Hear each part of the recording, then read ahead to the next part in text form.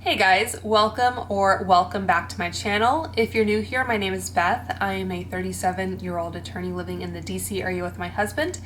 And for today's video, I am going to do a full face of pot makeup. So this is another video in my series where I do a full face of a particular form of makeup. So maybe not the pot you're thinking of. I'm talking about all these little types of pots here. Although I do have a few products that kind of fit into the theme that you might be thinking of. And it is no coincidence that I am uploading this when I am, because it's my sense of humor and a little tongue-in-cheek. So last year I did a full face of liquid makeup, and then earlier this year I did a full face of stick makeup. So I'll link those for you if you missed them and would like to check them out. But really, this is just a way to have fun, experiment with makeup, and to force myself to try out new products and new techniques that I might otherwise not try. So this is going to be a mix of some new products that I haven't tried before, some products that I've tried a few times, and then some old favorites that I am very familiar with. So if that sounds good to you, make sure to hit that subscribe button and keep watching. Okay, so the first thing I'm going to do actually is put in my Lumify eye drops, which help my eyes be nice and white. I'm always awful at putting in eye drops. I thought about omitting this step to kind of keep that bloodshot look to the eyes, but I decided against it. So the day that I'm uploading this video is very much intentional. It's a little tongue-in-cheek, but this is just kind of, I guess, my sense of humor and a way of having fun with it. I don't smoke or anything like that, so it's just what it is. So for primer, the first thing I'm going to apply is the Touch in Sol Glassy Skin Balm. I was going to use the Bobbi Brown face base, but I couldn't find it. So I'm just going to use this, try and use it up before it goes bad. Really, I just want kind of a nice moisturized base before I go in with the makeup. And then the first actual, I guess, complexion product I'm going to use is a new one. So this is the Flower Beauty Chill Out Color Corrector. And this was one of those happy coincidences where it's kind of a combination of the two themes of this video. So it is in a pot, but it also has some of those CBD ingredients. So this has hemp-derived CBD that is supposed to hydrate and smooth the delicate skin for the perfect concealer base. And I have this in the shade Light Peach L1. I believe this comes in about 3 different shades. So it's always nice to see a good shade range of products like a color corrector at the drugstore. I think I purchased this from Ulta, but Flower Beauty, you can also find it like CVS and the Flower Beauty website. So the top here says by Drew, and I think this is a plastic base and a little plastic cap, and that is the shade of the corrector. It's a little bit deeper than my Charlotte Tilbury, but I think this should still work for me. It feels a little, I don't know, like a little gritty. Maybe like there's some ingredients that separated a little bit in the formula. All right, so I really kind of rubbed my finger in there.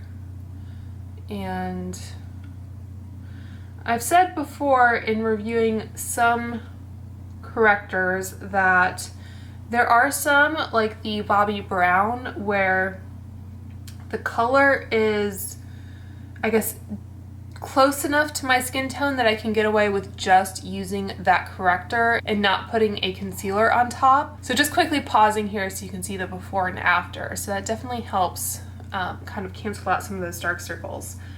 But yeah, the Bobbi Brown stick corrector that I've tried recently, I think that was in my full face of stick makeup actually.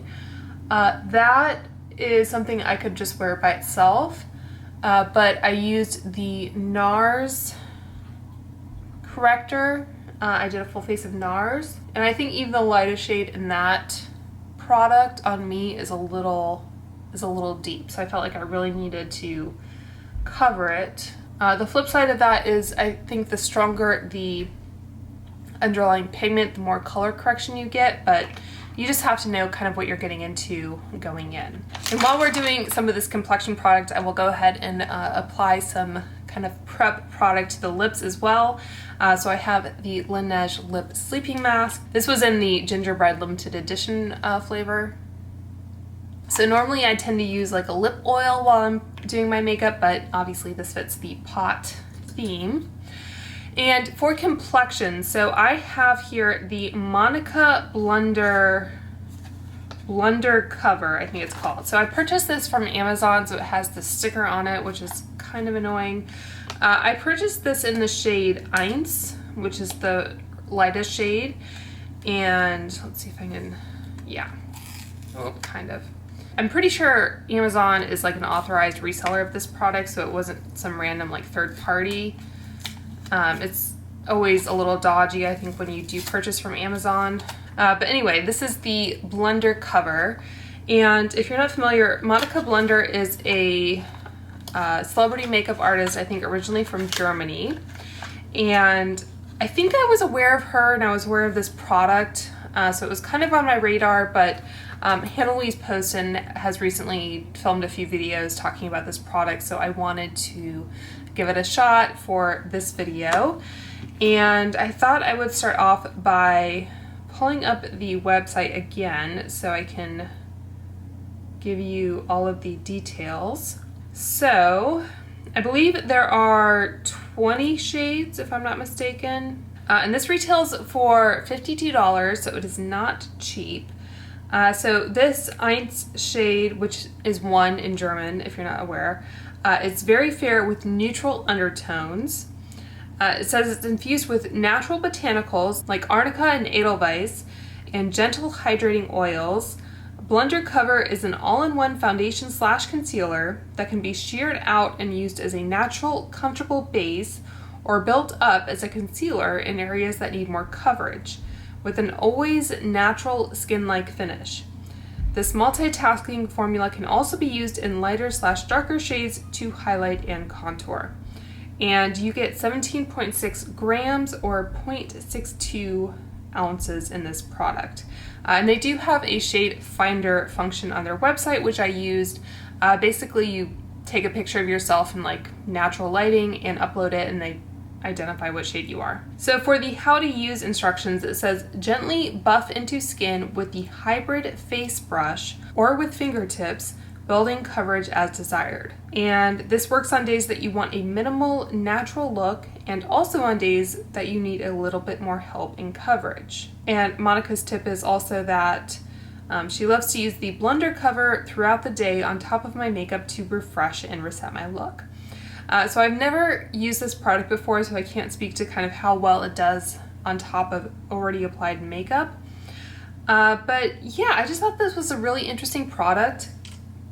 And I think I mentioned in my Pat McGrath haul video that's probably going up after this, that it's always interesting to me what formulations makeup artists choose to come out with when they come out with their own products, because you know, they're professionals, they're used to working on a lot of different people in a lot of kind of, I guess, high stakes environments like the red carpet and photo shoots and that kind of thing. So it's always interesting to me what formulations they think is ideal for anyone really in terms of applying makeup. So I thought it was interesting that we have this product, and then I did just purchase the new Wayne Goss foundation, which is a similar format of product. So I thought when that comes in that I would do kind of a split face type video and do Wayne Goss on one side and Monica Blunder on the other. I did purchase the 2 lightest shades of the Wayne Goss foundation because I wasn't sure which one would ultimately be the best match for me.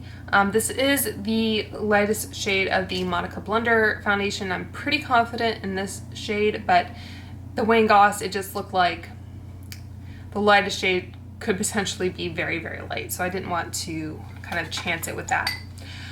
In terms of a brush, so I looked at the Monica Blunder brush that she came out with, and I think that actually won like an Allure Best of award one year for one category, but it looked like it might be kind of a similar brush to the Sephora 56.5. This is like the VIB Rouge gift from years ago. So it was like a shorter handle, kind of a limited edition product. I know Emily Noel really likes this brush and has even purchased, I think, the full size, but it looked like it was kind of a synthetic, kind of pinched brush like this. So not like your older style of foundation brush that's like a really flat type paddle, but not like a kabuki brush either. So I'm gonna stick with this one. I think you can purchase this in its like normal packaging or whatever. I guess I'll just start by, maybe I'll just start by putting my finger in the product. See how this does. That is what it looks like just swatched on my hand. And let's see, maybe I'll just kind of warm it up a bit with my finger. It's not going to spread as well as like a liquid foundation, I don't think. Like I said, I think Hannah Louise Poston is kind of much more familiar with this product, so if you want kind of, I guess, more tips and everything, she might be a good resource. But as far as like other foundations that work well for me, I think the Oslo shade in the new NARS foundation is a good match. I like the, I think it's R208 in the Makeup Forever Reboot. And like the ColourPop Pretty Fresh foundation, I think I'm Fair 20N. The Kosas I showed recently, this is 120, what is it, Very Light Cool 120 maybe? That was a tad deep on me, but I could kind of make it work. So just in case you need some kind of reference, but I'm getting this hair caught in my face. But it is nice that she does have some kind of shade matching ability on her website. So yeah, buffing it out, I think, you know, it's a pretty light layer of coverage. I think it did help to kind of camouflage some redness. Let's go ahead and even it out, and then we'll see if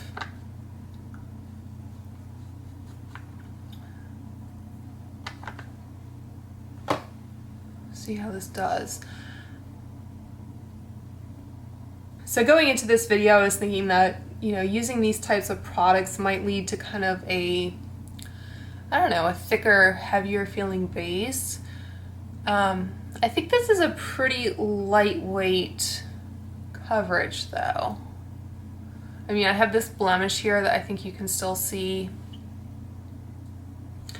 Let's see if I can build that up. Not every product that I'm going to be using is a cream product. That's just kind of how I'm choosing to, I guess, define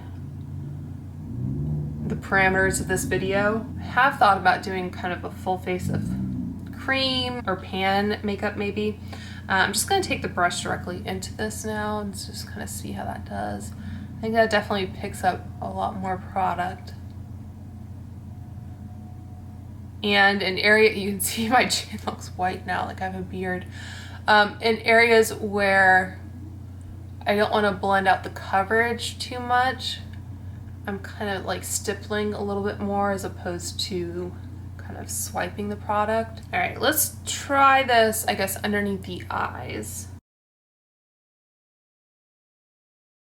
I might actually prefer this as like a concealer in terms of like the texture. I do have dry skin, if I haven't mentioned that.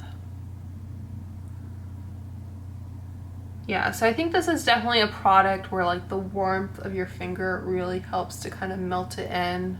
And I'm very curious to see how this will compare to the Wayne Goss product, which was actually, I guess, less expensive than I thought it might be. All right, so just to give you a good look at the shade match, I think it's pretty good.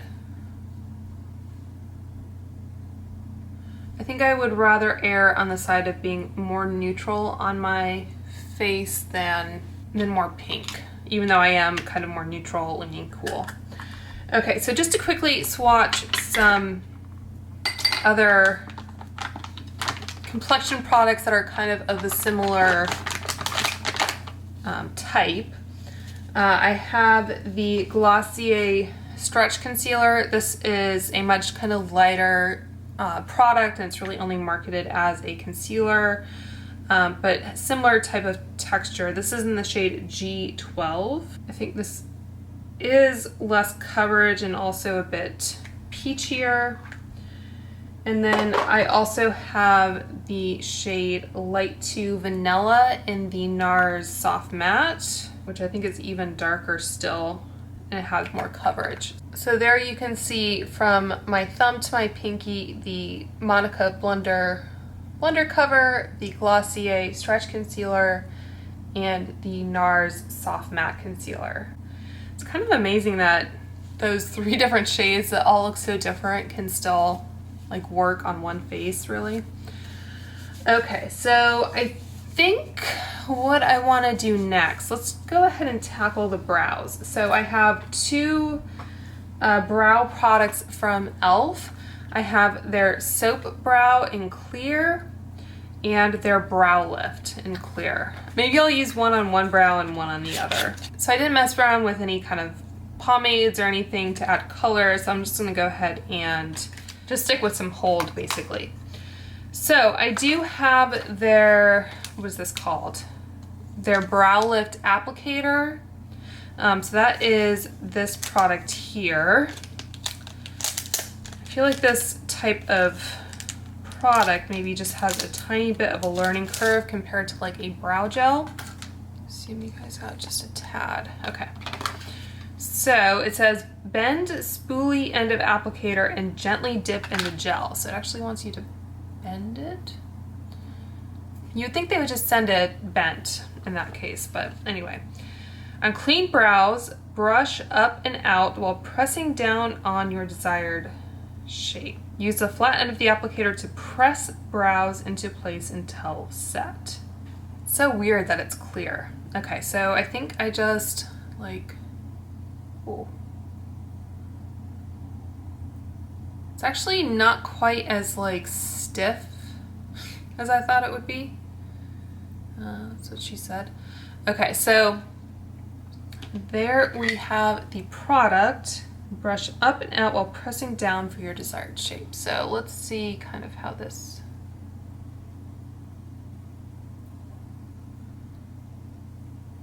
Okay. So this is definitely more of the kind of laminated brow effect. I think I could have perhaps gotten away with less product. Use the flat end. Okay, so press down into place until set. So I don't know if I actually like them being this pressed down, to be honest. My brow hairs just tend to be a bit kind of longer, maybe not as dense, but just longer. So I feel like flattening them this much just really kind of, I don't know. It's a look, I guess. Now that I've bent this spoolie, I need to figure out which way it's. I think the product is performing fine. I'm just not sure if I like the effect of this type of product. I have used the Patrick Ta lamination gel, and I think I had some issues with that product's like application, not so much the effect.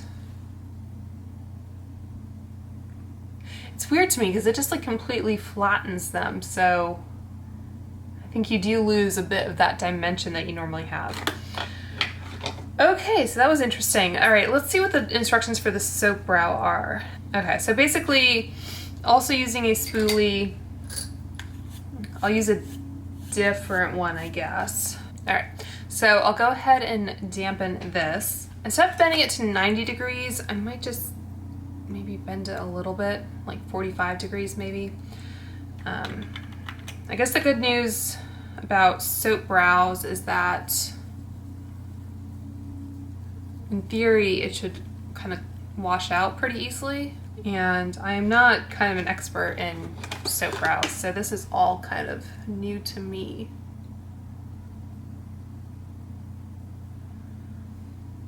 And I know you don't need like a designated soap brow product. Okay, so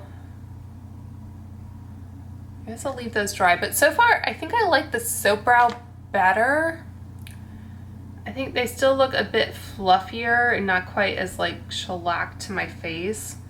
Like they are definitely still kind of standing up, maybe more so than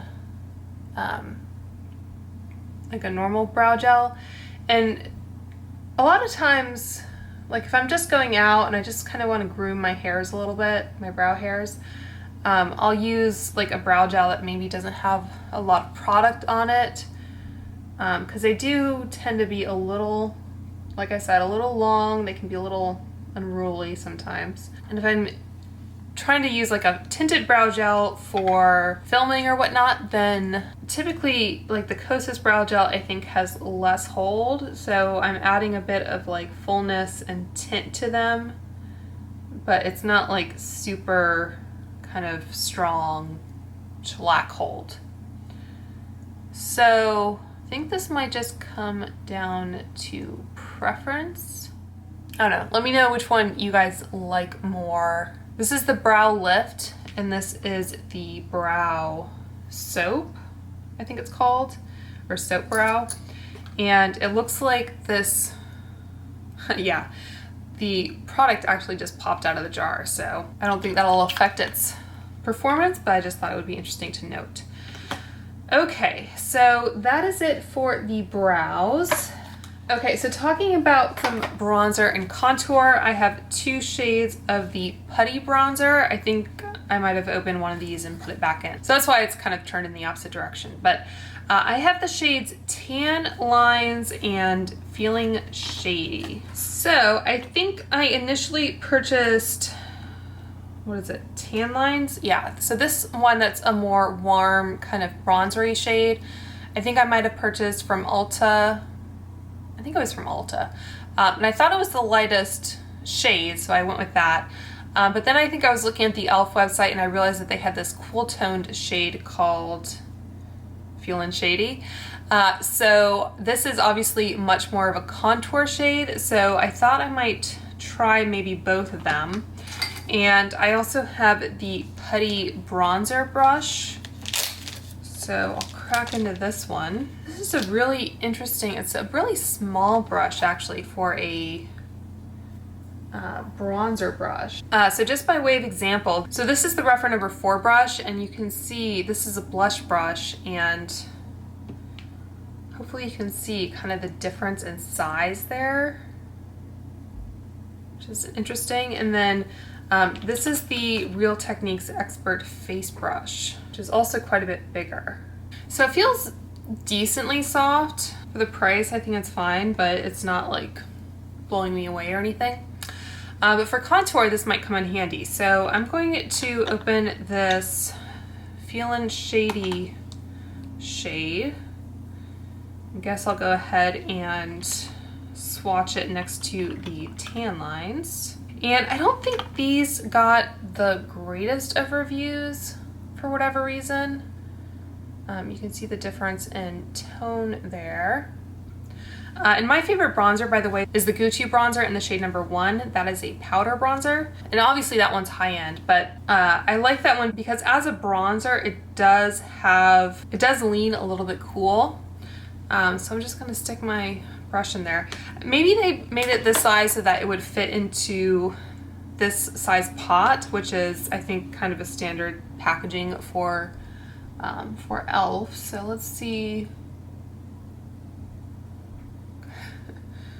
Giving myself a bit of a 5 o'clock shadow.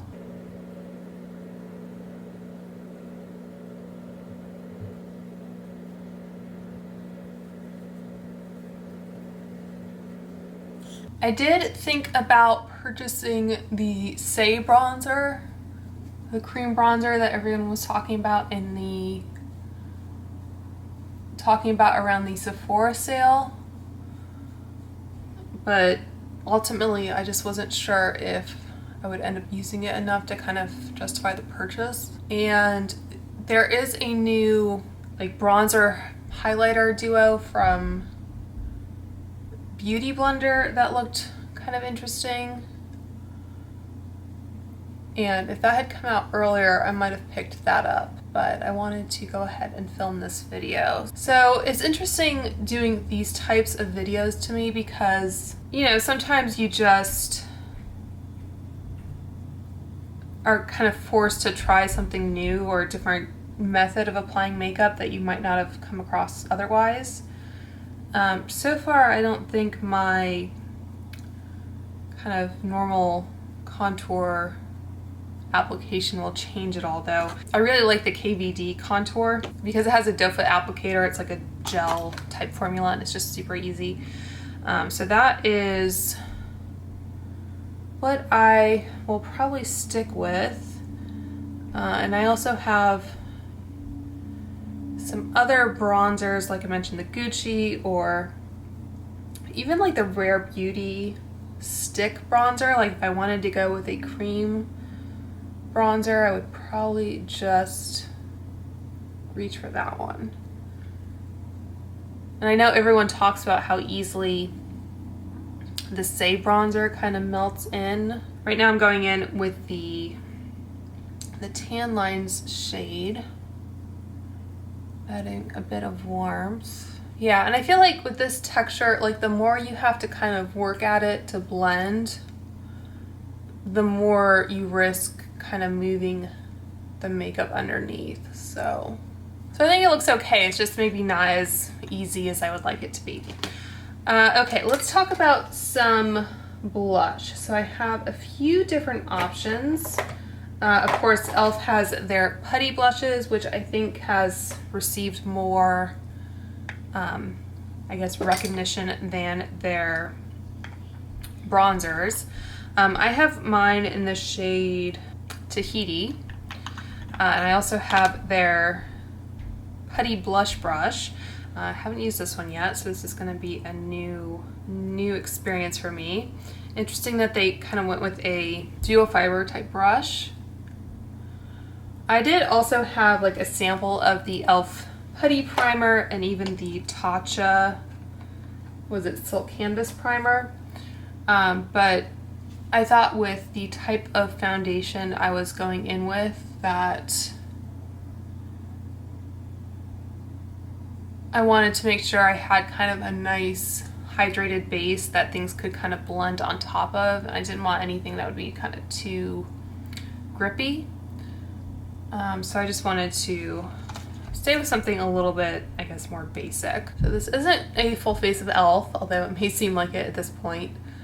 But, you know, e.l.f. certainly does kind of stick with a similar type of component. Make a lot of products. I think like a lot of brands, once they find something that kind of works, they stick with it. Okay, so I think that might be it for the blush. Oh, there's the face base that I couldn't find earlier, but that's okay. Let's powder a bit before I go in with the eyes. So one of the new products I have is the Saie Loose Powder, and like I mentioned, I do have dry skin, so I'm always, I guess, a little picky when it comes to powder. And I don't think loose powder is my like preferred type of powder, but I heard a lot of people talk about this, like Amanda Z, I think Michelle Wong also talked about this.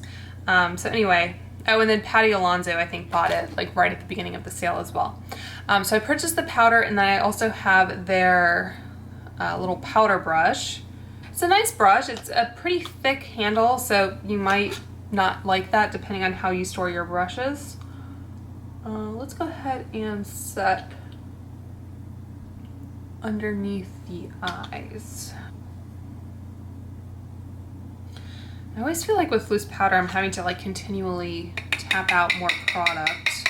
So this is meant to be kind of a powder for people who don't like powder. So one that's kind of suited for dry skin, like it's not going to be overly mattifying.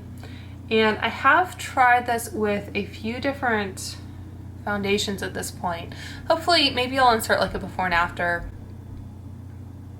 clip, because I didn't remember to just do half my face, but I think you can still see a good amount of like radiance coming through. I mean, I did have a pretty radiant base. Kind of wish I'd gone in with a little bit more concealer underneath my eyes. Maybe I'll just try to layer some of this Monica Blunder over what I just set. That could be a terrible idea, but in theory, these, you know, kind of multi-purpose products are great, but sometimes you don't want to work to kind of build up the coverage. I think that looks okay, kind of blended over. And let's just apply a tad bit of powder over the top.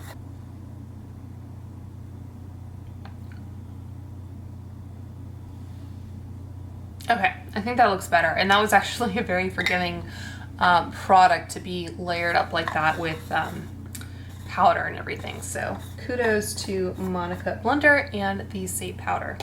So I guess while I'm zoomed out, I will go ahead and apply my highlighter. So I did purchase a new shade in the ColourPop Super Shock Cheek. New to me, it's not new to the market. This is called Flexitarian, and I think I'll apply that with my Anastasia A23 brush. Again, these brands are coming out with new products that I would include if, I guess they'd come out earlier, but I think I will pick up a couple products from the Winnie the Pooh collection that's launching tomorrow, or today as you're watching this.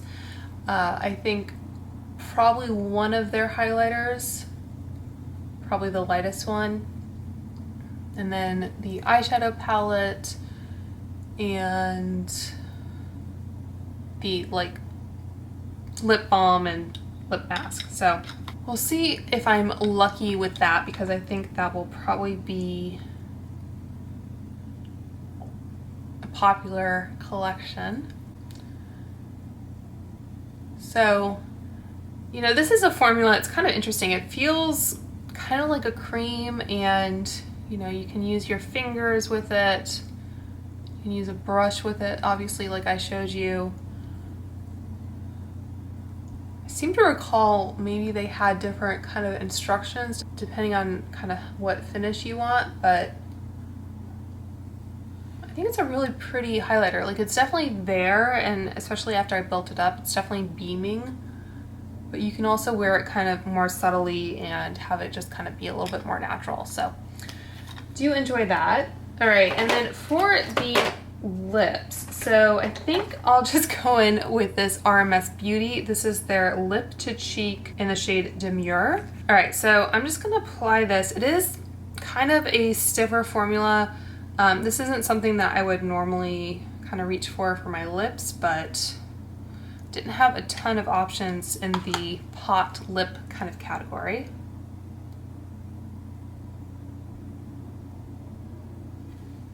And I think a lot of people who have tried products like this,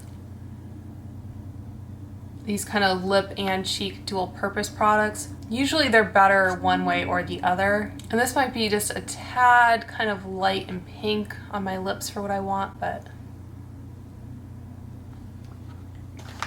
we'll make it work. I think I will maybe tap a bit more this NARS concealer.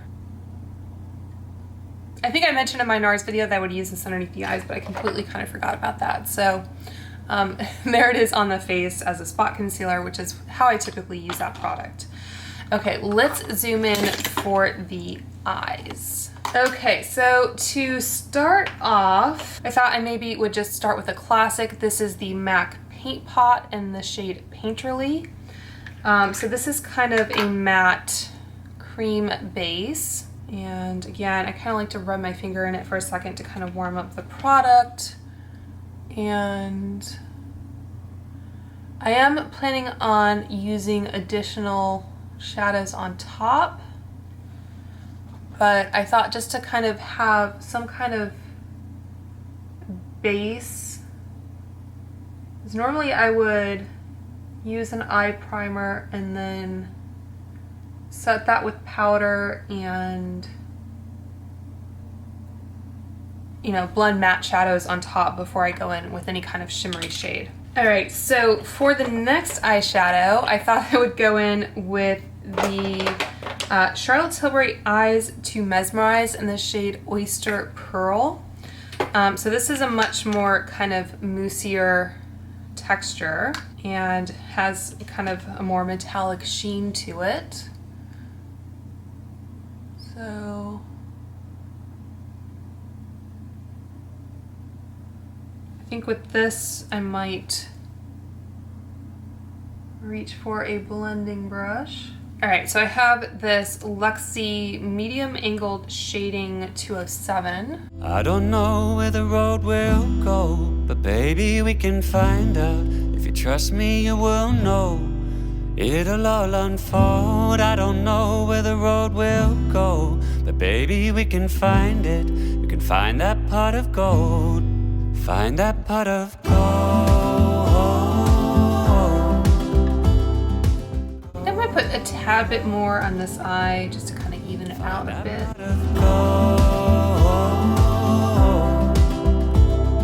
I do have hooded eyes, so I don't have kind of the most real estate. I think this brush actually worked pretty well. Normally I also put some powder eyeshadow underneath my lash line to kind of help it from creasing underneath there. I don't have that option today. And then I think to add a bit more dimension, I'm going to use this Hourglass Scattered Light eyeshadow in the shade Reflect, which looks like that. So like I mentioned, it's not technically a cream, although it's kind of a, I don't know, like silicone-y type product. So you may or may not think of this as being a cream, but it's definitely in a pot.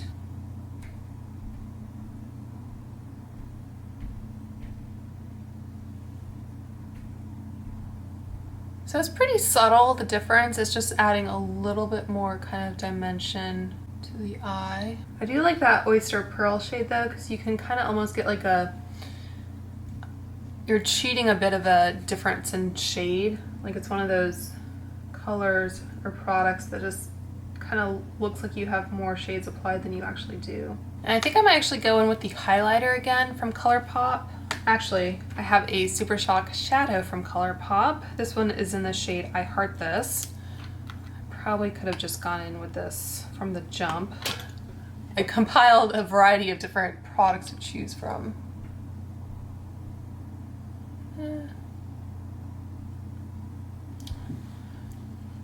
think that made a slight difference. With products like this, it's more of kind of an easy, almost effortless look, not so much like a, you know, obvious that you used 5 different shades type look. Okay, so let's talk about some eyeliner. So this is going to be a blast from the past. So I have the MAC Black Track gel liner, and I think the best brush I have for this is actually this little Tarte like angled brush. This was actually in a kit, I think, where you had their like gel liner and this brush, but I know different brands make different angled brushes like this. And I think in my experimentation what I found is if I kind of load up the brush a bit and then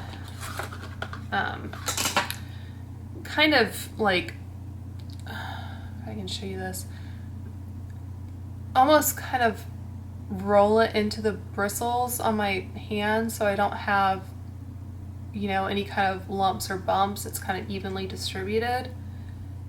And then from there go in to the eye.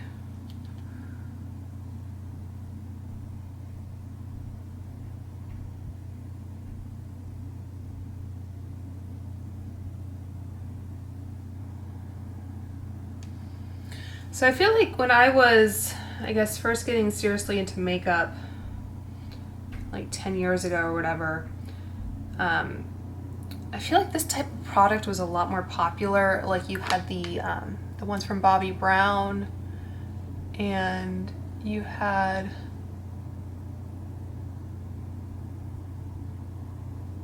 the Maybelline ones at the drugstore. My eye's watering. I feel like they've fallen out of favor a bit. I'm not sure if it's just because it's a little bit more high maintenance to do it this way. You can still purchase them, obviously, especially these kind of classic colors. But I just remember I was like going through my collection. I was looking at like all my, you know, Bobbi Brown ones or whatever, and they used to have a lot more kind of variations in color, shades that were just a little bit more exciting than, you know, black or brown or whatever. I think I might attempt a small wing, which hopefully this won't come back to bite me. So I think if I had to rank my favorite types of eyeliner, it would probably be like a pencil liner first, and then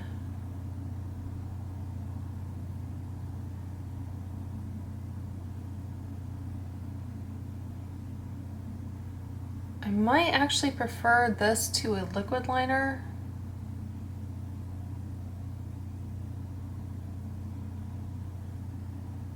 Depending on the age of your lids and everything. I mean, it is a bit more, I guess, components to work with. But if you've been doing like a liner with powder, you might give this one a shot just to kind of see if you like the kind of more impact and perhaps longevity. I think it's just a bit more fun too. I think that's as good as we're gonna get. I don't know why this eye is watering so much.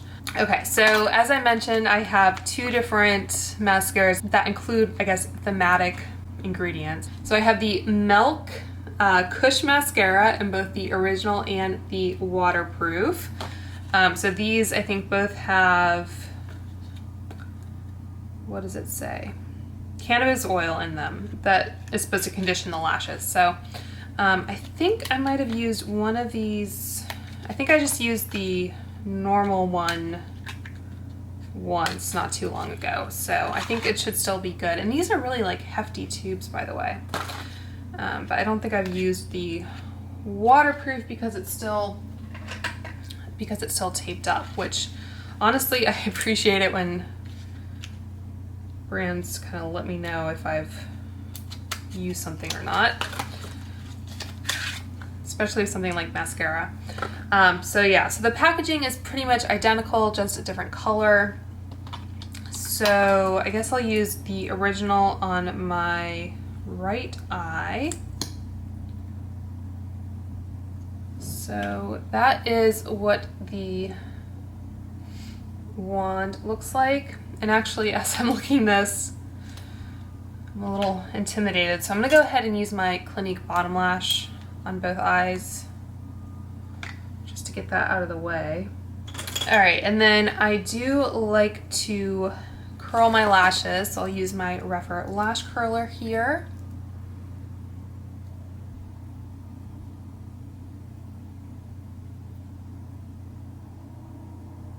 So this does have a nice amount of volume, and I think it is so far holding the curl.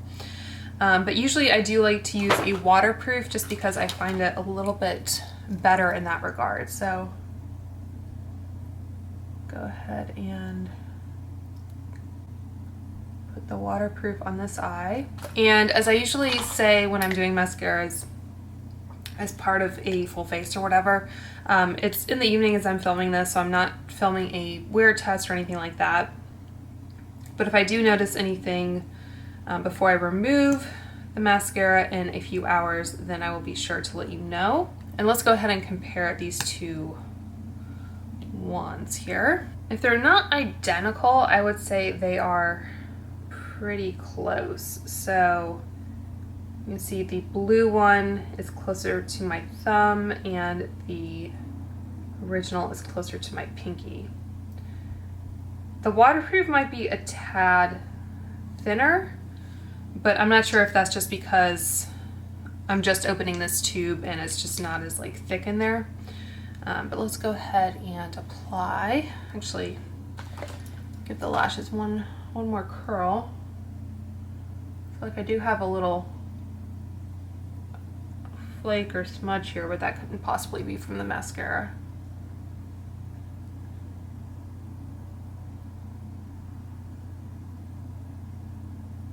Yeah, so far it's not doing a whole lot. I think some people like to layer waterproof and non-waterproof formulas, so you kind of get the best of both. Apply a second coat of this one. I think they have fallen just a tad. And I think I said in my Pat McGrath video as well, which you haven't seen yet, that you know, having a thicker black liner always kind of skews the look of the mascara, which can be a good or a bad thing. So yeah, I don't remember what I thought when I first used that one.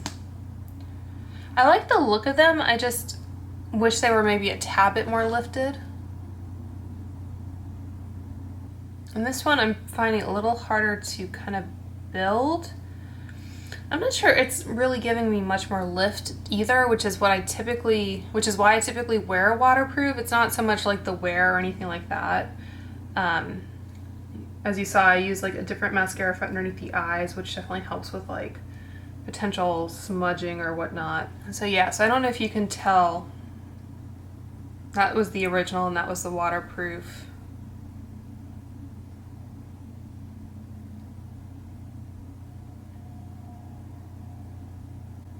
As I said, I've used the original before and it's been open a little bit, so that might kind of contribute to it as well. All right guys, so that is it for my full face of pot makeup. I hope you enjoyed looking at some different products that come in this form factor. I think, you know, the Monica Blunder foundation was interesting. I think I will play around with it some more. I wouldn't say it's like a truly weightless foundation or anything like that. It feels like it's kind of settled in a little bit compared to when I first applied it. So I think the concern with a product like this is always that it will be kind of heavy on the skin. But yeah, I will be comparing this to the Wayne Goss foundation. So make sure to subscribe and stay tuned if you are interested in that. And the Saie Powder, I like the effect and the finish it gives, although loose powder in general I think is just not my favorite. So maybe Saie will come out with a pressed version at some point, which would be great. And I did really like this shade of the Super Shock, so that was a win. I think all the eye products really performed pretty well. I think maybe the original Kush mascara performed better than the waterproof, at least for this outing, which was surprising. Let me know which brow you guys are liking better, if you like the kind of more pushed up Gen Z brow or if you like the soap brow. Yeah, and I think, you know, the other e.l.f. products, I think everything blended fairly well. I wouldn't say they were like my new favorites or anything, but I think you can definitely make them work if you want kind of an inexpensive cream product at the drugstore. And yeah, this lip color maybe is not my favorite. It's a little pink, but it feels decently comfortable on the lips. I probably would just as soon put it on the cheeks, but you know, we made it work. So yeah, that's gonna do it. So let me know if you've tried any of these products and what you think about them. But until next time, I hope you guys are all doing well and staying safe, and I will talk to you soon. Bye.